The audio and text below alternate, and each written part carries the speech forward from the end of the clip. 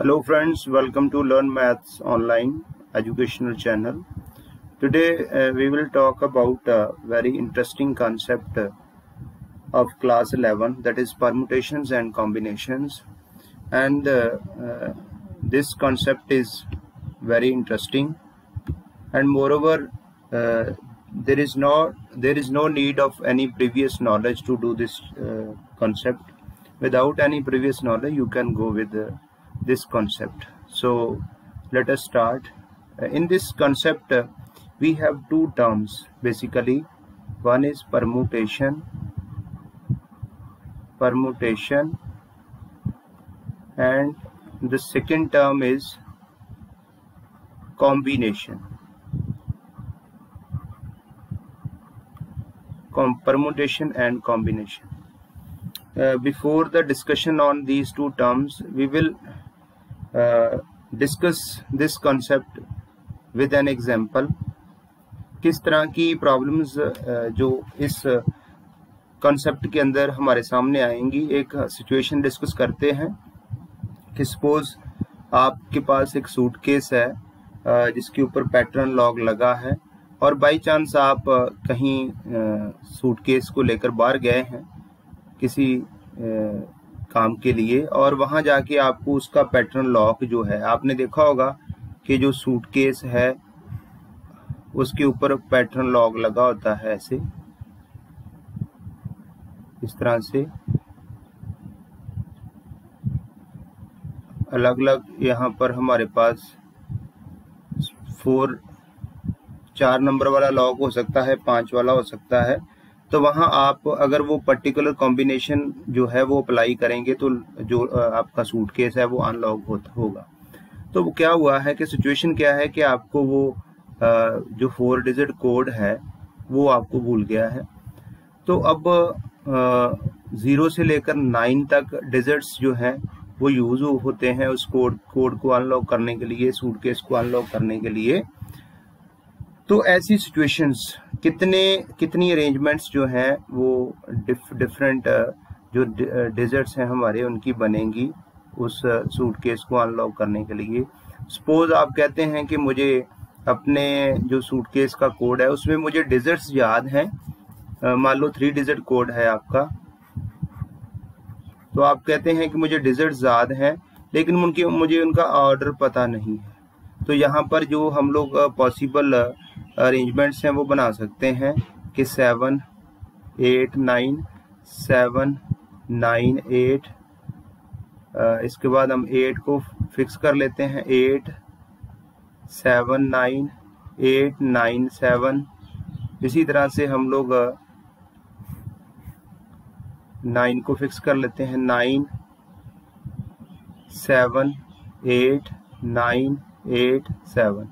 तो जो हमारे पास जो पॉसिबल जहां पर कोड बन रहे हैं वो 6 बन रहे हैं। तो आप लोग इनमें से कोई भी अप्लाई करके देख सकते हैं, आपका हो सकता है सूटकेस खुल जाए। ऐसी सिचुएशन है यहाँ पर आपको डिजिट्स याद हैं लेकिन उनका ऑर्डर याद नहीं है। तो ऐसी बहुत सारी प्रॉब्लम्स हम लोग डिस्कस करने वाले हैं परमुटेशंस एंड कॉम्बिनेशंस के अंदर,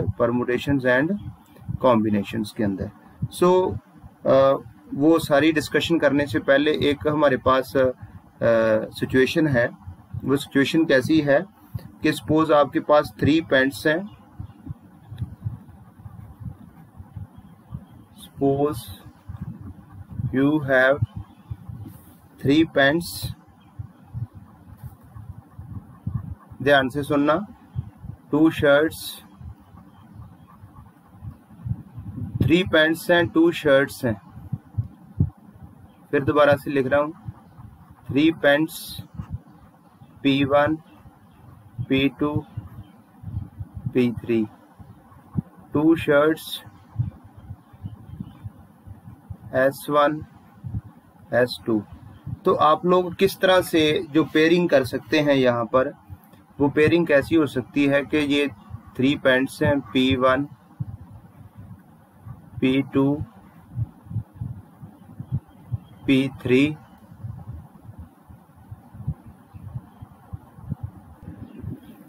तो जो P1 है उसके साथ जो है आप कौन सी शर्ट पहन सकते हैं, P1 के साथ S1 भी पहनी जा सकती है, मीन्स शर्ट 1 भी और शर्ट 2 भी। तो आपके पास ये पेयर कौन सा बन गया, P1 S2 P1 S1। इसी तरीके से पैंट 2 के साथ भी शर्ट 1 भी पहनी जा सकती है, शर्ट 2 भी। ये हमारा पेयर कौन सा बन गया, P2 S1 P2 S2। यहाँ भी शर्ट 1 भी पहनी जा सकती है, शर्ट 2 भी। तो ये हमारा कौन सा कॉम्बिनेशन बन गया, P3 S1 P3 S2। तो कितने कॉम्बिनेशन थे हमारे पास, यहाँ टोटल कितने कॉम्बिनेशन बन गए हैं, 1 2 3 4 5 6। तो एक तरीके से देखें तो ये सारी 6 पॉसिबिलिटीज बन गई हैं, 6 पेयर्स बन गए हैं हमारे पास। और इनको कैसे लिखा जा सकता है, 2 into 3। इस चीज़ को याद रखना है, मैं कंक्लूड करूंगा इसको आगे जाके। एक और एग्जांपल लेते हैं। Suppose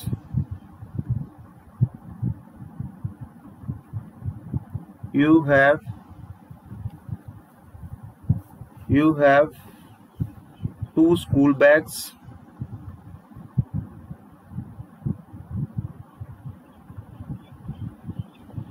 3 tiffin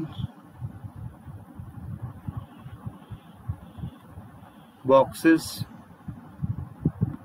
and 2 water bottles।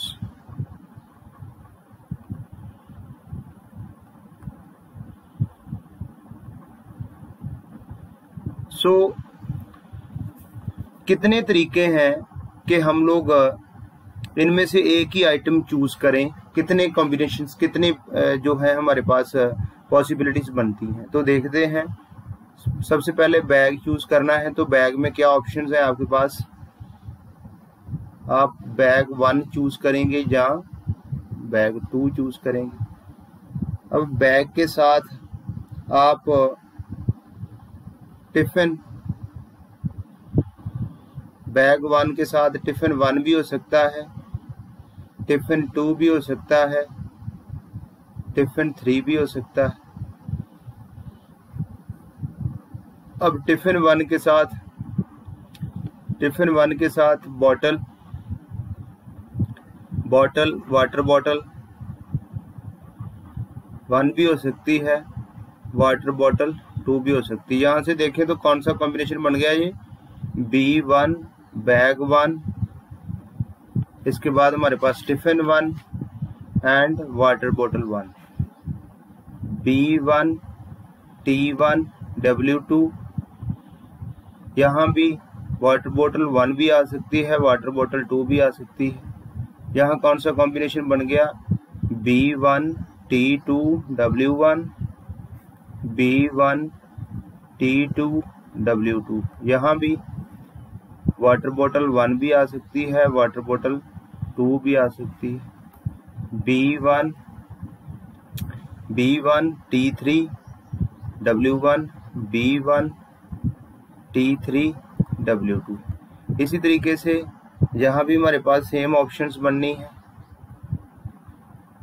Tiffin 1 tiffin 2 tiffin 3, इसके बाद further water bottle 1 water bottle 2 water bottle 1 water bottle 2 water bottle 1 water bottle 2।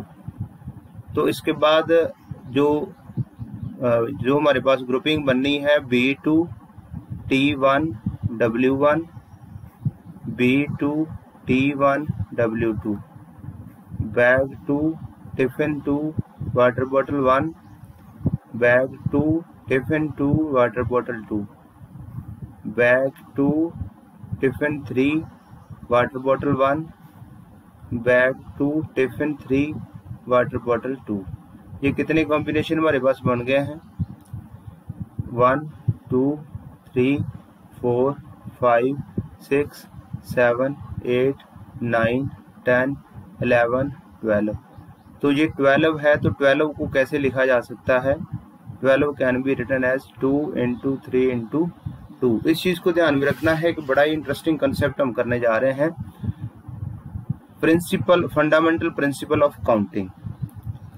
If an event can occur in m different ways, following which another event can occur in n different ways, then the total number of occurrence of the events in the given order is m into n। देखो अब वापस जाते हैं, हमारे पास paint choose करने के कितने तरीके थे 3, शर्ट चूज करने के कितने तरीके थे 2, और टोटल नंबर ऑफ जो अरेंजमेंट्स बनी वो कितनी बनी हमारे 2 into 3 मल्टीप्लाई करके 6 आ गया। इसी तरीके से टोटल हमारे पास बैग चूज करने के कितने तरीके थे 2 वेज थे, 3 वेज टिफिन चूज करने थे, 2 वेज वाटर बॉटल चूज करने के थे। टोटल वेज जो हमारे पास बने वो कितने बने 2 into 3 into 2। तो हम लोग ये principle of fundamental principle of counting को फर्दर एक्सटेंड भी कर सकते हैं कि अगर एक इवेंट m डिफरेंट वेज में, दूसरी इवेंट n डिफरेंट वेज में, और तीसरी जो इवेंट है वो p डिफरेंट वेज में हमारे पास अकर कर रही है, तो टोटल नंबर ऑफ अकरेंस जो आएंगी वो m into n into p आ जाएंगी। ठीक है, तो ये तो था फंडामेंटल प्रिंसिपल ऑफ काउंटिंग जो बड़ा यूजफुल है। और फ्रेंड्स ये जो कंसेप्ट है ये हमें प्रोबेबिलिटी में भी काम आने वाला है। ठीक है, तो हमने फर्दर एक्सरसाइज 7.1 के ऊपर मूव करना है। बड़े इंटरेस्टिंग क्वेश्चन है, रियली आप लोग एंजॉय करने वाले हो, कोई प्रॉब्लम नहीं आएगी, और बड़े छोटे छोटे क्वेश्चन हैं। और इस चैप्टर की स्पेशलाइजेशन क्या है कि हर बच्चे का आंसर इसके में आता है, आंसर सही आता है गलत आता है वो बाद की बात है, लेकिन हर बच्चे का आंसर इसमें आता है। जल्दी से हम एक्सरसाइज वाली साइड चलते हैं। एक्सरसाइज 7.1 है और इसमें फर्स्ट क्वेश्चन है how many 3 digit numbers can be formed from the digits 1 2 3 4 5 assuming that repetition of the digits is allowed। दूसरा केस है, पहले फर्स्ट केस की बात करते हैं कि जब रेपिटेशन अलाउड है। तो हमने कितने डिजिट वाला नंबर बनाना है 3 डिजिट वाला नंबर इसमें बनाना है। 3 डिजिट नंबर के लिए मैंने ये एक 3 बॉक्स ड्रॉ कर लिए हैं और हमें फर्स्ट प्लेस फिल करनी है। फर्स्ट प्लेस के लिए नंबर चूज करना है। कितनी पॉसिबिलिटीज है, मैं 1 भी चूज कर सकता हूँ, 2 भी चूज कर सकता हूँ, 3 भी, 4 भी या 5 भी। टोटल वेज कितने हैं मेरे पास 5। अब दोस्तों ये जो हमारा फर्स्ट जो ऑप्शन है उसमें रेपिटेशन अलाउड है। इसका मतलब अगर मैंने यहाँ मैंने 3 चूज किया है तो मैं सेकेंड जो प्लेस है उसको फिल करने के लिए भी 3 चूज कर सकता हूँ। मेरे पास नंबर ऑफ वेज जो है वो 5 ही रहेंगे सेकंड प्लेस को फिल करने के। इसी तरीके से थर्ड प्लेस को फिल करने के लिए भी नंबर ऑफ वेज 5 रहेंगे। अभी अभी आपको फंडामेंटल प्रिंसिपल ऑफ काउंटिंग करवाया है जिसमें उसने बताया है कि अगर हमारे पास एक चीज 5 वेज में अकर कर रही है, दूसरी m वेज में अकर कर रही है, दूसरी n वेज में अकर कर रही है, तो टोटल नंबर ऑफ अकरेंस कितनी आएंगी m into n। तो यहाँ पर टोटल नंबर ऑफ हमारे पास 3 डिजिट नंबर कितने आएंगे using the fundamental principle of counting 5 into 5 into 5 125। और सेकंड केस हम लोग डिस्कस करेंगे। सेकंड केस में क्या है, सेकंड केस में रेपिटेशन जो है वो नॉट अलाउड है, तो कोई इशू नहीं है। बड़ा इजीली आप लोग फर्स्ट प्लेस को फिल करने के लिए 5 वेज है, क्योंकि जो डिजिट हमने फर्स्ट प्लेस पे फिल कर दिया वो सेकंड पे नहीं फिल होगा क्योंकि रेपिटेशन अलाउड नहीं है। तो सेकंड के लिए जो हमारे पास 1 2 3 4 5 डिजिट्स दिए हैं उनमें से मान लो मैंने 3 यहाँ फिल कर दिया तो मैं 3 को दोबारा नहीं फिल कर सकूंगा। मेरे पास ऑप्शंस कौन कौन सी बचेंगी 1 2 4 एंड 5। तो टोटल नंबर ऑफ वेज जो बचेंगे सेकंड प्लेस को फिल करने के 4, थर्ड को फिल करने के 3। और using the fundamental principle of counting जो total number of 3 digit numbers बनेंगे 5 into 4 into 3 और वो बनेंगे 60। ये 60 आपका आंसर है। आगे बढ़ते हैं।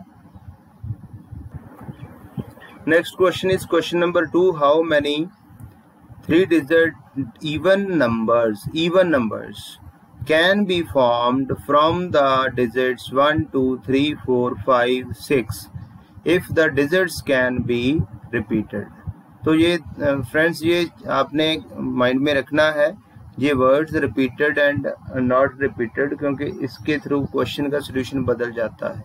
ये वर्ड जो है वो क्वेश्चन का आंसर बदल देता है, इसलिए इस चीज़ का ध्यान रखना।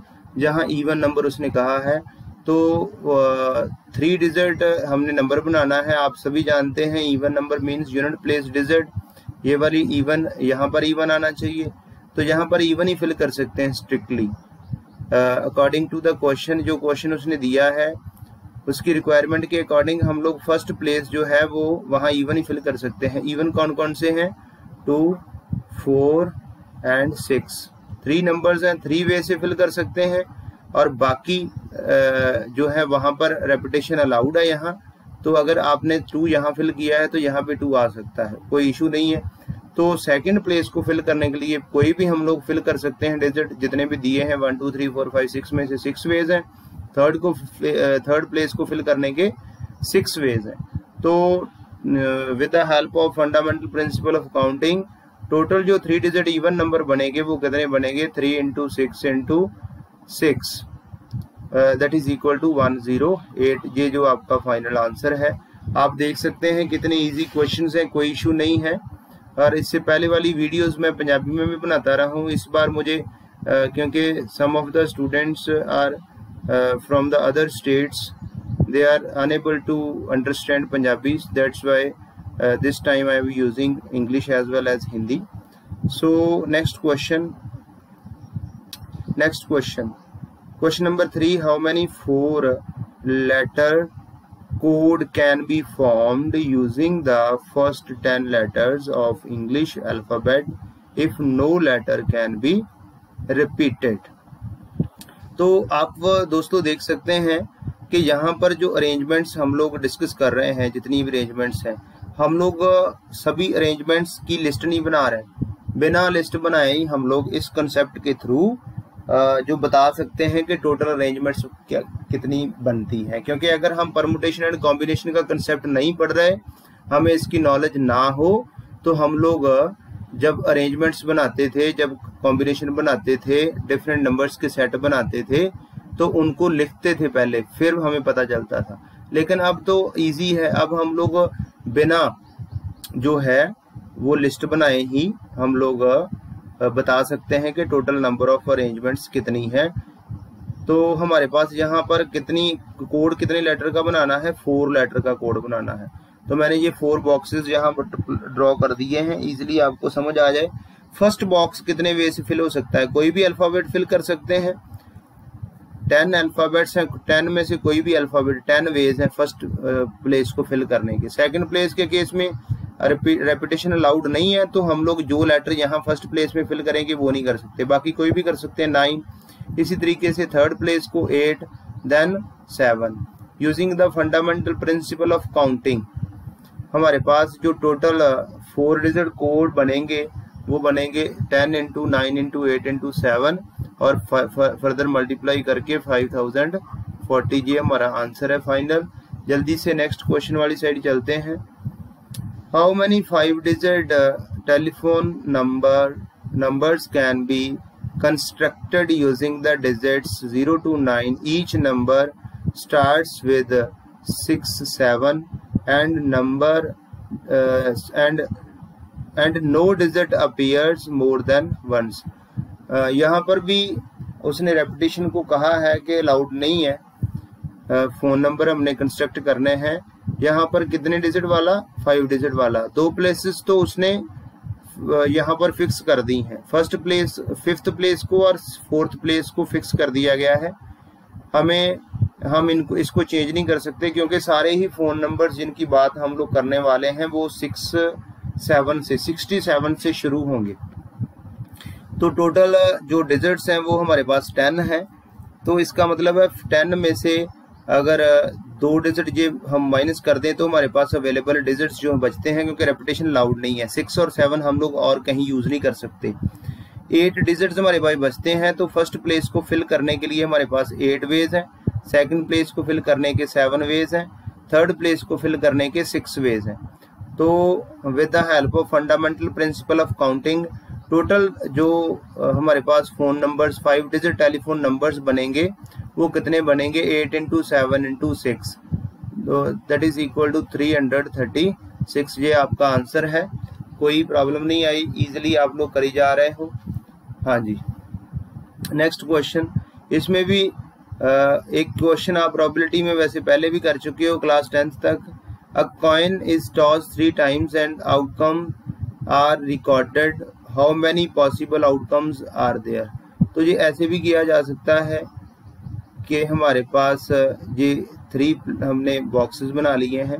फर्स्ट टाइम कॉस्ट जो कॉइन है उसको टॉस करेंगे तो कितनी पॉसिबल आउटकम्स हैं, 2, सेकेंड टाइम 2, थर्ड टाइम 2, तो टोटल नंबर ऑफ आउटकम्स जो बनेंगी 2⁻³ is equal to 8। Total number of outcomes 8 बनेगी। यहाँ हम लिस्ट नहीं यहाँ बना रहे, कोई भी लिस्ट डिस्प्ले नहीं कर रहे, लिस्ट की फॉर्म में लिख नहीं रहे सारी आउटकम्स को, लेकिन उस बिना लिखने के हम लोग बता पा रहे हैं with the help of this concept, with the help of arrangement, concept of the arrangements. Permutation and combination की बात अभी पेंडिंग है, वो हमने डिस्कस करनी है। Next question. Yes, given 5 flags of different colours, how many different signals can be generated? Each signal requires the use of 2 flags, one below the other। एक signal बनाना है, 2 फ्लैग उसमें यूज करने हैं, जैसे मैंने यहाँ बनाया है, 2 बॉक्सेस बना दिए हैं, फर्स्ट और सेकंड, तो टोटल फ्लैग्स 5। तो फ्रेंड्स फर्स्ट जो प्लेस है उसको फिल करने के 5 वेज हैं। अगर सिग्नल बनाना है तो हम लोग ये तो श्योर ही है कि अगर एक फ्लैग आपने यहाँ यूज कर लिया, दूसरा वही सेम फ्लैग तो यहाँ यूज नहीं हो सकता एट ए टाइम। तो सेकंड प्लेस के लिए जो फ्लैग्स हैं वो कितने रह गए, बाकी किन में से यूज करेंगे, 4 फ्लैग्स में से, जो बाकी फ्लैग बचते हैं 4। तो सेकंड प्लेस के लिए फ्लैग सेलेक्ट करने के लिए ऑप्शंस 4 हैं। तो टोटल नंबर ऑफ जो सिग्नल्स हैं with the help of fundamental principle of counting वो आ गए 20 है, total number of signals using 2 flags at a time. So बड़ी इजी एक्सरसाइज है 7.1। इसके बाद हम लोग नेक्स्ट वीडियो जो है उसके में डिस्कस करेंगे परमुटेशन का कंसेप्ट, क्या है परमुटेशन और क्या है कॉम्बिनेशन। वीडियो के स्टार्टिंग में डिस्कस करके फिर हम लोग आगे बढ़ेंगे। 7.2 बड़ी इजी एक्सरसाइज है। So thank you very much.